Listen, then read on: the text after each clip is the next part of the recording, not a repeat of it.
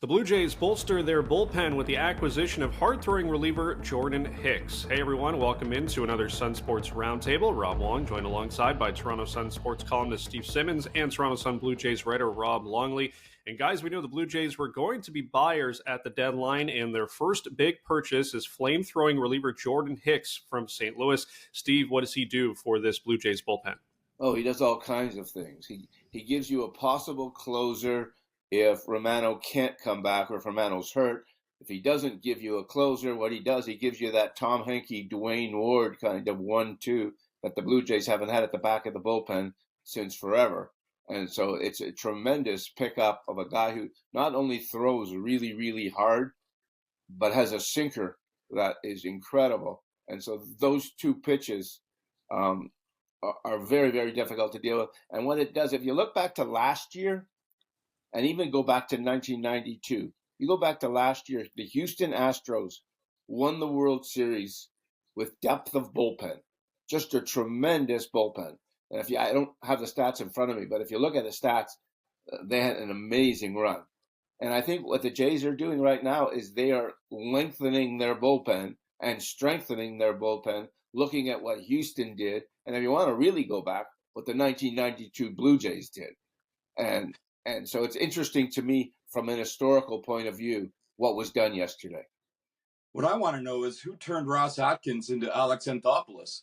I mean, this is the type of trade that Anthopoulos made when he was GM of the Jays, and the type of trade that the current management groups almost abhors or has throughout their reign here, essentially getting a rental player to make a run.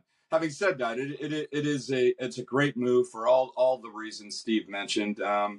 Teams that make deep runs have to have deep bullpens. And not only that, teams that make deep runs have to have relievers that can throw at velocity. We've seen so many teams now that have multiple guys that can come in and throw triple digits. And in Hicks, the Jays get a guy who can do that, can sort of be a 1-2 tandem, as Steve mentioned, with Jordan Romano if he comes back healthy. The other issue is, as we well know, because of the preponderance of close games with the Jays all season, this bullpen's starting to operate on fumes a little bit right now. So they had to add an arm anyway.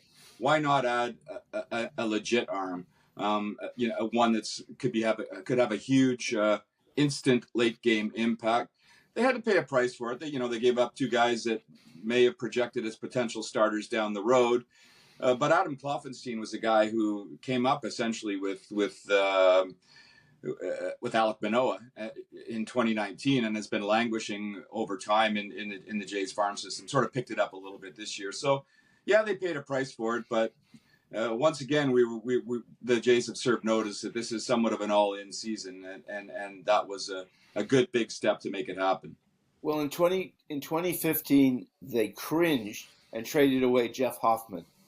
To get Troy Tulowitzki from Colorado. And he was going to be the next great something. As always, the big prospect in your organization is going to be the next great something. I think this is the first year. It's 8 years later. The first year Jeff Hoffman's got decent major league statistics. So what you're trading away, Rob, you don't even know. You think maybe they'll pitch in the major leagues. You hope for the guys involved that they will. But really you don't know. And because you're talking about dealing with a rental, you're not giving up the same price you'd be giving up if it was a second or third year kind of a deal. Interesting enough, the Cardinals tried to sign him. The Cardinals offered him a 3-year contract. He didn't want to stay in St. Louis. I guess things are pretty bad there right now, which is unusual for St. Louis. But so the Jays are fortunate that he was available, and fortunate enough their offer was accepted over the many other offers made for him.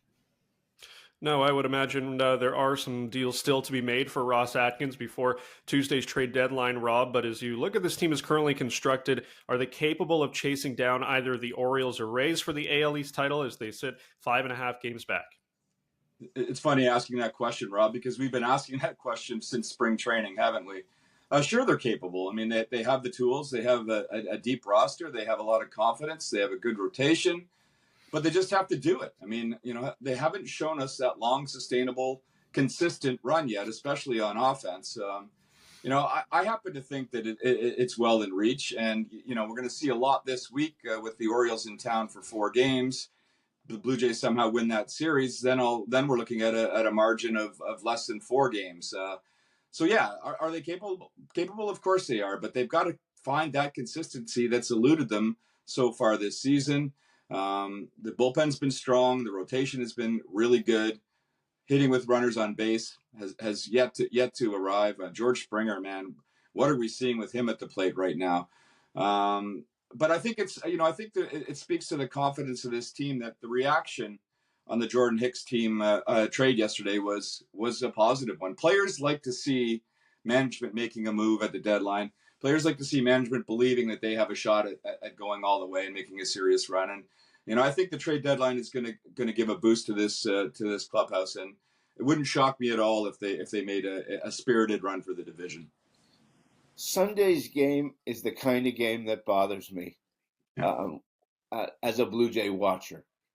They get 1 run, and they've had too many of those kind of games that you think they're in and they should win, and they don't find a way to do it.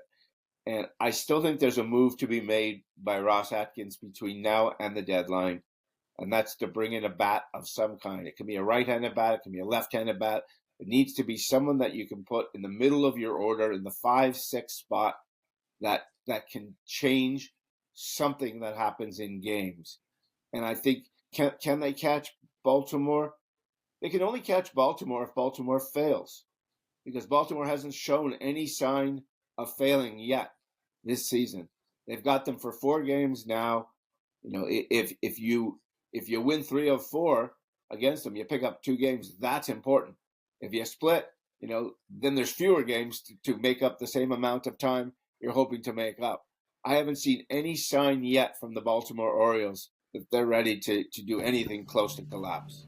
I think Steve wrote the headline on this question. The Jays have yet to show us that they're a find-a-way-to-win team. And until they do that, they're not going to run down Baltimore or Tampa or whoever's going to be in first place for the division. They've got to find a way to cash in runs. They've got to find a way to win games like Sundays, as Steve said, against the Angels and finish off a sweep. And until they do that, it's always going to be that question mark. The horses are there to do it, but they too often they're left in the starting gate.